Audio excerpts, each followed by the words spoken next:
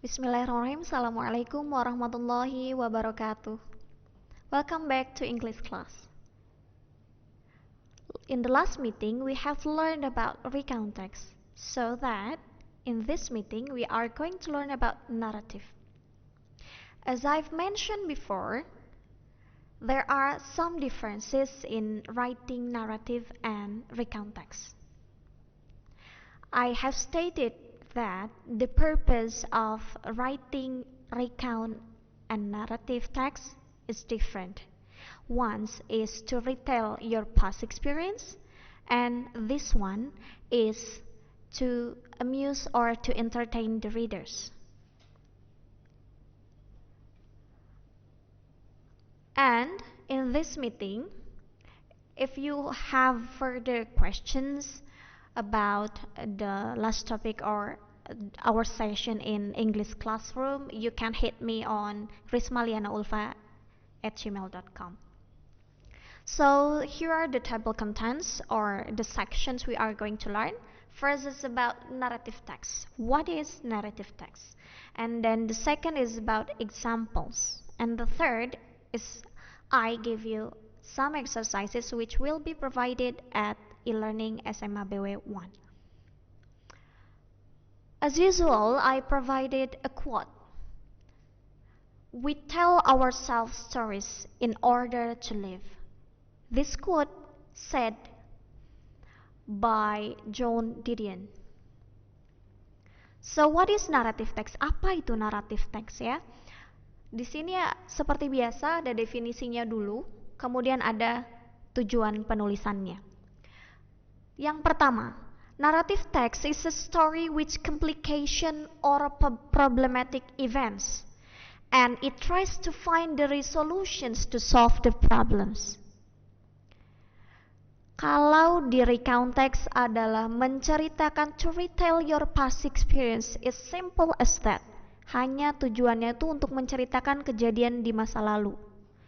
Sedangkan di narrative text ini, cerita yang ditulis memiliki konflik atau masalah ya. Kemudian ada juga solusinya atau yang di akhir tuh ada jalan keluarnya atau enggak, ada nilai atau value-nya atau enggak. Ya, di dalam cerita itu seperti ini. Nah, kemudian ada purpose-nya, to entertain or to amuse readers. Untuk menghibur, namanya juga naratif, ya. Jadi, karena cerita itu untuk pengetahuannya lebih semacam kehiburan, maka naratif teks ini banyak jenisnya yang udah kalian mungkin sejak kecil tuh diceritakan secara turun temurun ya. Jadi dari generasi satu ke generasi yang lainnya tuh punya masing-masing cerita ya.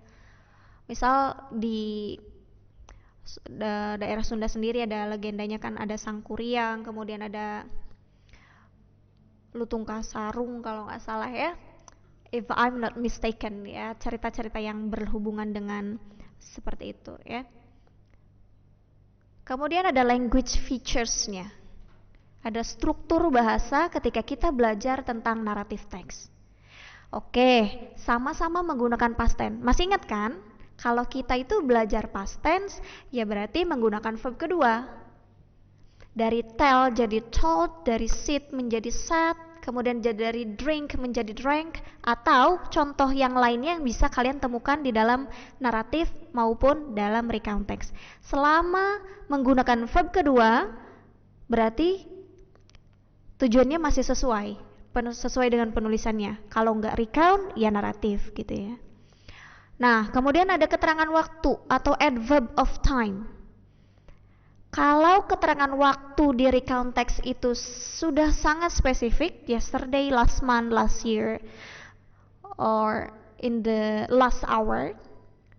Nah, sedangkan di naratif ini keterangan waktunya tuh tidak terlalu spesifik dijelaskannya. Karena yang digunakan adalah once upon a time, pada suatu hari atau pada suatu waktu gitu ya. Ini one day ya, ini suatu hari. Long time ago. Bertahun-tahun yang lalu. Karena kita tidak hidup di dalam masa di mana kejadian itu terjadi gitu, atau cerita ini diceritakan pada awalnya gitu. Kita kan enggak. Kita tuh adalah generasi kesekian yang mendengar cerita ini. Nah, kemudian ada using connectives, ada kata sambungnya lagi nih. Kita ketemu kata then ya. Kemudian ada next, ada finally ya. Di akhir at last ya. Ini sama nih, finally, at last, and so on. So on tuh ya, dan lain-lain ya.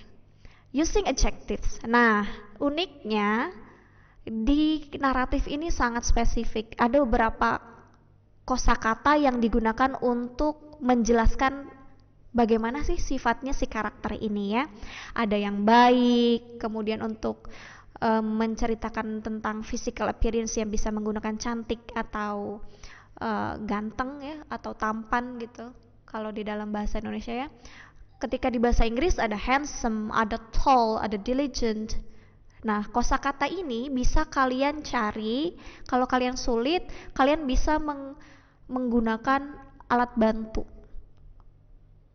seperti Google Translate, Web Dictionary ya, ataupun aplikasi yang bisa diinstal di HP kalian.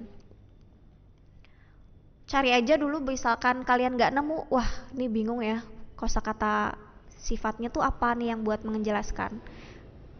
Kalian nggak tahu nih rajin itu apa, cari aja di Google ya.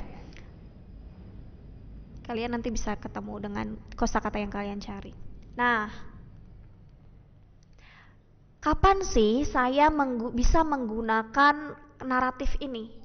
Nah, naratif ini digunakan untuk menghibur, untuk menstimulasi, untuk memotivasi, untuk membimbing atau mengajar. Karena ada penelitian yang menekankan bahwa ketika kita belajar melalui story itu kita bisa menghidupkan imajinasi anak-anak ya. Kita bisa menghidupkan daya nalar imajinasi anak-anak untuk bisa mengembangkan cerita di dalam kepalanya sendiri, menggambarkan tokoh sesuai dengan gambaran yang ada di kepalanya gitu ya. Nah, ada orientasi, ya betul. Di recount dan naratif di awal selalu dijelaskan siapa tokoh yang terlibat, waktunya kapan terjadi. Nah ya, ada introduce the characters and describe the setting. Itu selalu ada di naratif maupun di recount.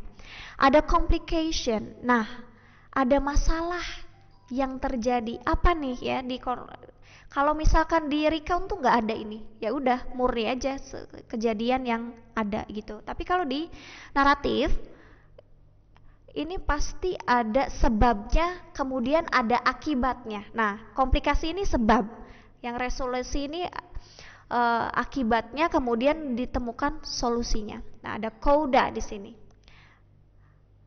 Ada coda. Show clearly how the character has changed atau what has been learned. Moral value-nya ini apa? Nilai yang bisa kita ambil dari cerita tersebut tuh apa? Itu biasanya ada di coda. Nah, kemudian ada gunakanlah ini nih ya, ada action verbs, ada found, wondered, knew, trembled ya. Ini hanya contoh saja ya. Kemudian ada saying verbs. Nah, kalau yang ini action itu dilakukan ya, misalkan mengambil air lah di cerita itu tuh ada. Berarti kalau ambil kan took.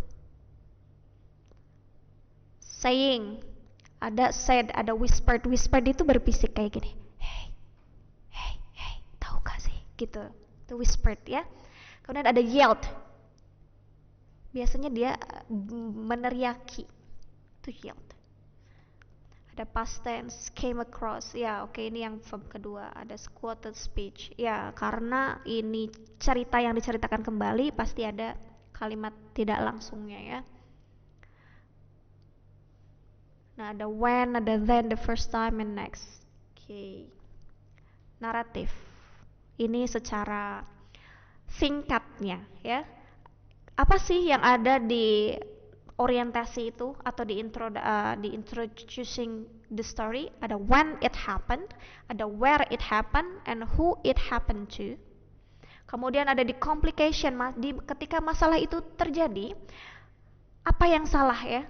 Kemudian was anything destroyed? Ada yang dihancurkan atau tidak, atau dirusak ya?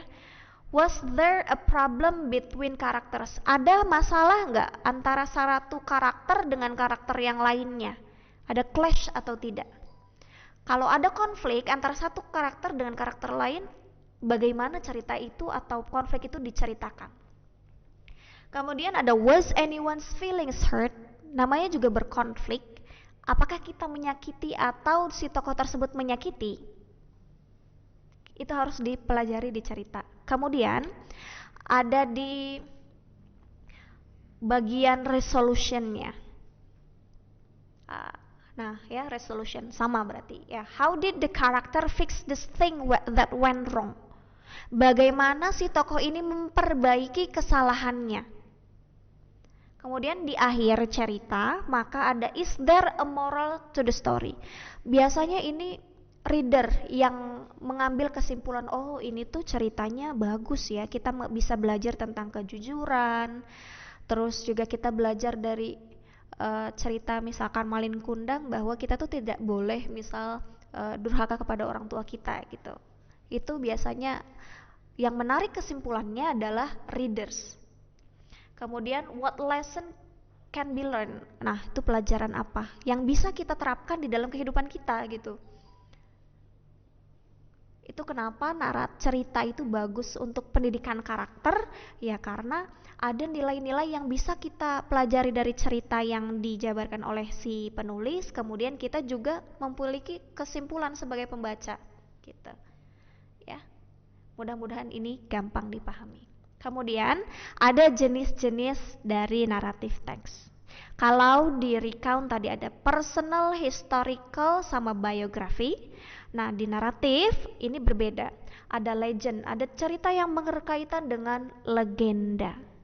Ada Sangkuriang, ada Malin Kundang ya.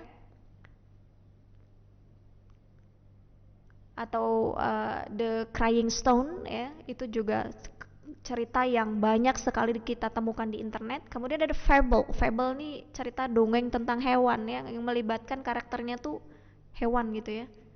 Ada mouse, deer, and crocodile, ada mungkin si kancil ya dalam bahasa Indonesia. Ada fairy tale, cerita yang istilahnya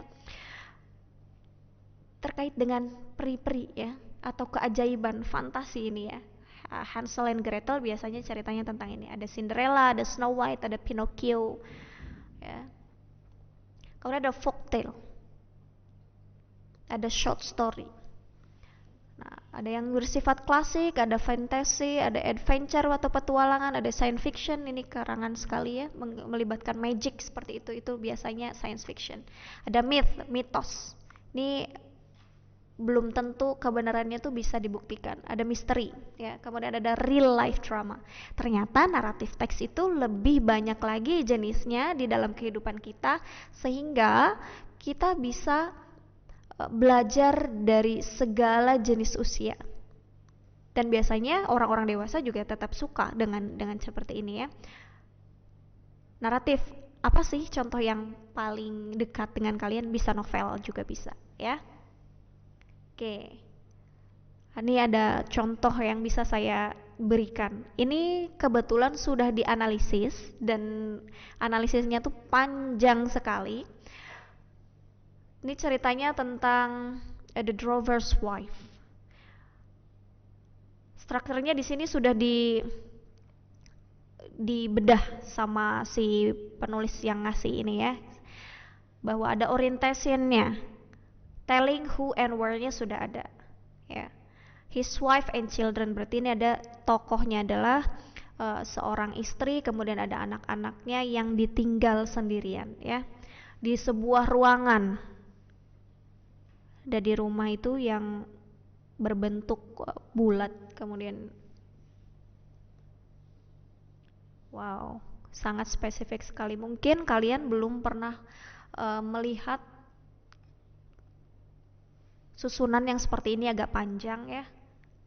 Tapi intinya di orientationnya ini adalah seorang istri, kemudian ada anak-anaknya. Nah, konfliknya apa? Ternyata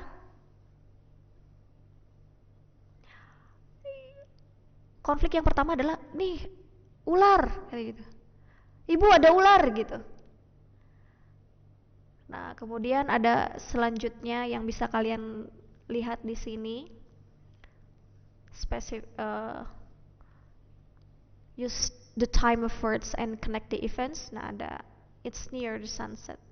Kemudian the morning, ada seperti itu.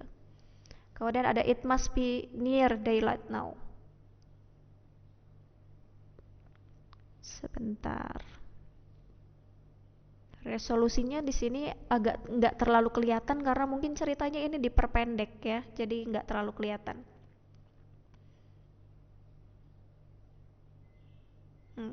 Oke. Nah, ini mungkin lebih umum buat kalian ya, ada Snow White dan Seven Dwarfs. Ada cerita Snow White dan 7 kurcaci ya.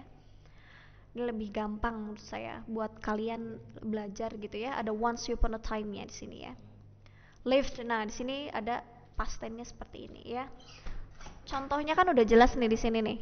Snow White and Seven Dwarfs. Excuse me ya. Kemudian konfliknya apa? Resolusinya apa di sini? Kemudian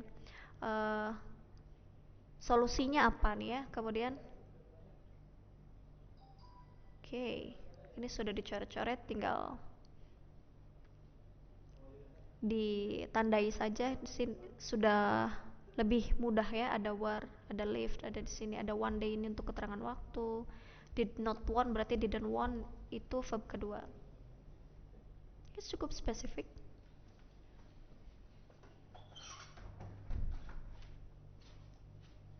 Kurang lebih seperti itu. Jadi saya ulangin lagi bahwa naratif itu cerita yang ditulis yang memiliki konflik, sebab akibatnya apa, ada moral of the story-nya juga apa gitu ya. Strukturnya ada 4, ada orientation, ada complication, ada resolution, dan yang terakhir adalah coda. Kemudian language features-nya ada past tense, ada adverb of time-nya menggunakan once upon a time, one day, atau long time ago, atau long ago juga bisa. Kemudian ada adjektif, kata sifat yang mendeskripsikan si karakter, tinggi, pendek, gemuk, kurus, atau misalkan kotor ya pakaiannya. Keterangan kata sifat yang seperti itu yang membantu di cerita naratif. Untuk latihannya seperti biasa nanti akan saya posting di e-learning. Terima kasih sudah menyimak video ini. See you next time, see you in the next video. Stay healthy, be happy, and we can learn English better. Wassalamualaikum warahmatullahi wabarakatuh.